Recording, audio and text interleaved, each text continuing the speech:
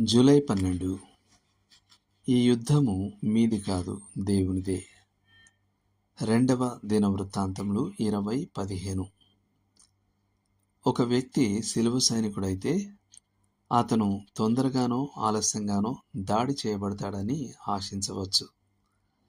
అతను ఎంత ధైర్యంగా సత్యాన్ని ప్రకటిస్తాడో, ఎంత ఖచ్చితంగా తన స్వంత జీవితంలో సత్యాన్ని మాదిరిగా చూపిస్తాడో అంతగా అతను దాడికి గురవుతాడు.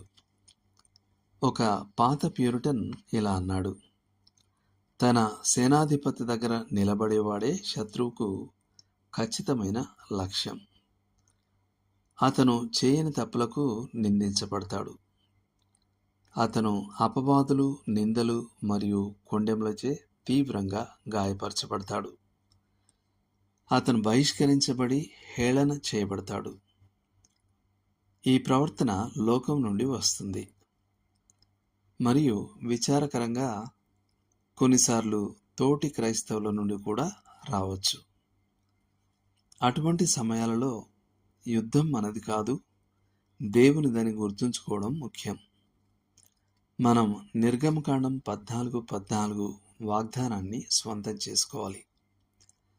యెహోవా మీ కొరకు యుద్ధము చేయును, మీరు ఊరకయే ఉండవలెను.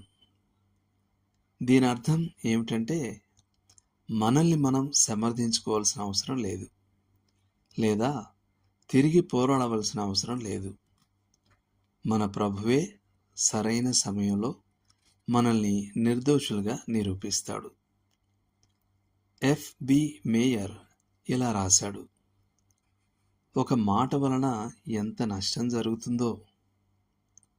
నిశ్శబ్దంగా ఉండు, ప్రశాంతంగా ఉండు.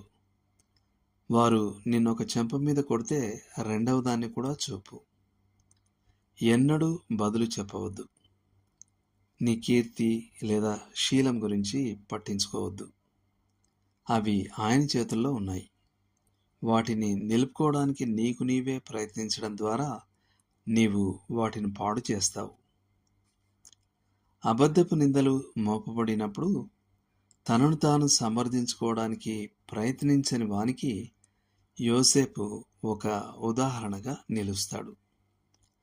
అతను తన వాదనను దేవునికి అప్పగించాడు మరియు దేవుడు అతని పేరును నిర్దోషిగా నిరూపించి గొప్ప గౌరవానికి హెచ్చించాడు. ఒక వృద్ధ క్రీస్తు సేవకుడు సంవత్సరాలుగా తాను చాలాసార్లు అన్యాయానికి గురయ్యానని సాక్ష్యమిచ్చాడు.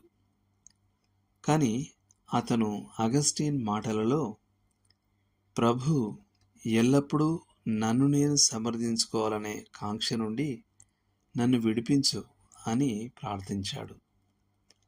ప్రభు తనను నిర్దోషిగా నిరూపించడంలో, తన మీద నింద మోపిన వారిని బయటపెట్టడంలో ఎన్నడూ విఫలం కాలేదని అతను చెప్పాడు.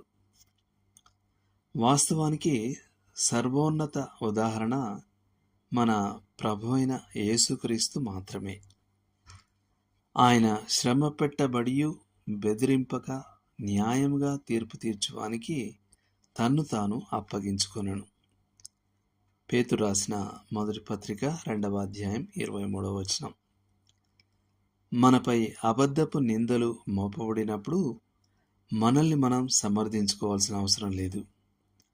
యుద్ధం ప్రభువుది. ఆయనే మన కోసం పోరాడతాడు. మనం ఊరకయే ఉండాలి. ఇదే నేటి సందేశం. దేవుడు మిమ్మల్ని దీవించును గాక.